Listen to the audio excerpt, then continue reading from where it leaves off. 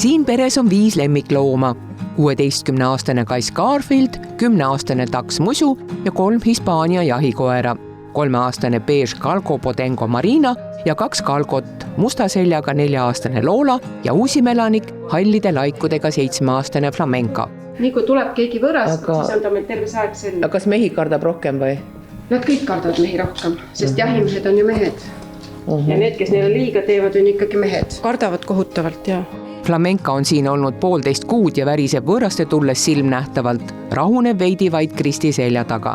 Hurtade alamtõu Hispaania jahikoerte Galgodega toimub Hispaanias midagi õõvastavat. Peale jahihooaega, kui ikkagi koer jääb üle või ta ei ole piisavalt hästi teeninud, siis nad ikkagi kõik poovad üles või viskavad kaljudelt alla. Neil on kohe sellised kaevud, kuhu nad viskavad neid.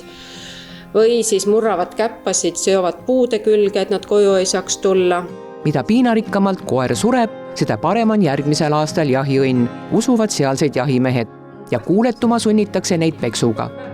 Algul tuli Flamenca majja kui hoiukoju, kuid juba otsustas pererahvas ta päriselt endale jätta.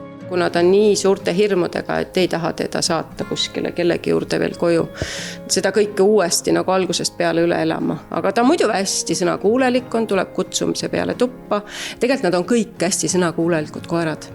Et erinevalt meie Musust, kes on kohalik, on nemad väga sõnakuulelikud, ilma et ma oleks neid õpetanud või harjutanud. Ja tema on ka ilusti puhas. Et kui teised, näiteks Marina tuli meile, siis tema ikkagi pissis meil tuppa, sest ta ei teadnud, kus pissil käia. Aga Lola ei teadnud algul, kuidas pissil käia. Tema õppis väga ruttu õues käima. Nad on üldse väga targad koerad. Marina võeti peaaegu kutsikana taks Musu seltsiliseks. Must Lola samuti esialgu hoiukoju. Söömisega oli meil algul probleeme nii Loolal kui Flamencal. Flamenca ka kartis niimoodi, et ma siis panin kõik koerad eraldi seina sööma. Flamenca lihtsalt ei söönud isegi siis. Lola hakkas sööma siis, kui Kristi istus põrandale tema poole seljaga ja kedagi teist kööki ei lasknud. Aga Flamenca ei söönud siis ka. Istub seal oma söögi ees ja ei söö. Kristi uuris mitmelt poolt, mida teha. Ilmnes, et mõnel juhul vajavad need koerad häälkäsklust, teisel puhul viipekäsklust. Ja siis ma lihtsalt näitasin talle käega, et hakkas sööma. 3-aastane Lola on siin juba 2 aastat ja tal võttis meeste hirmust ülesaamine 1,5 aastat enne, kui hakkas Kristi abikaasaga leppima. Ta tuli küll iga kord koju maiusega, andis talle maiust, viskas, sest ega ta ei võtnud käest. 1,5 aastat hiljem ta võtab ilusti käest maiust, tuleb ilusti mehe juurde, istub mehe juurde maha. See hirm on nii suur, mis inimene teinud on.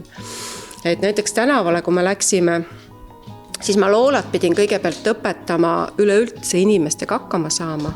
Esimene asi, tal läks kõht lahti, tohutult kartis keppidega inimesi, rullsuusatajaid, ratastega, tõukeratastega nagu kõiki ja eriti mehi. Väga tore on nendega metsas jooksmas käia, räägib Kristi, aga mitte kunagi ei tohi neid rihmast lahti lasta. Seepärast on ta koerarihmad omale vöö külge kinnitanud. Galgol on see asi, kui ta kaotab inimese silmapiirilt, ta ei pruugi sul mitte kunagi tagasi tulla. Galgot on tore jooksusõbraks võtta, aga ta on ka tubli korterikoer. Magavad päev otsa, hästi vaiksed, hästi pisikeseks lähevad nad diivanil, tõmbavad kerra nagu kassid. Minu arust nad käituvadki nagu kassid, tegelikult päriselt nagu toas.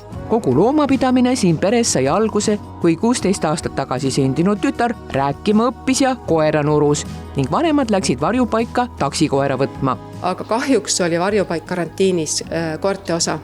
No ja siis me läksime kasse vaatama. Ja tuli koju kass Garfieldiga. Paari aasta pärast aga nõudis väike Preili ikka koera. Kuna ma oma poodi sel ajal just üles ehitasin lillemaagiat, siis ma mõtlesin, et kui ma olen nii palju kodunt ära, et pean lapsele midagi head meilt tegema. Võeti loomakasvatajalt 4-aastane Pinscher, kel oli nagu selgus palju terviseprobleeme.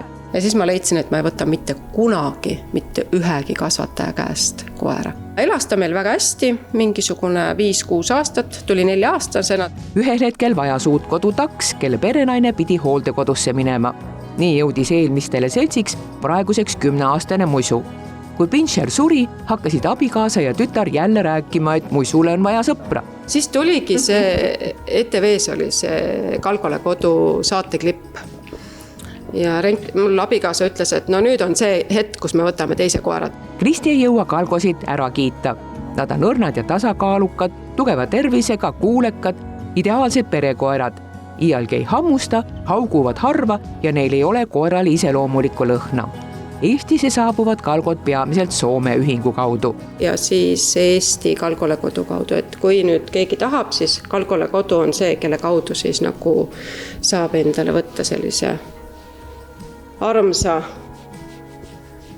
diivanipadja, ütleme siis niimoodi. Nad on tõeliselt diivanipadjad, sest enamus aeg nad on diivani peal.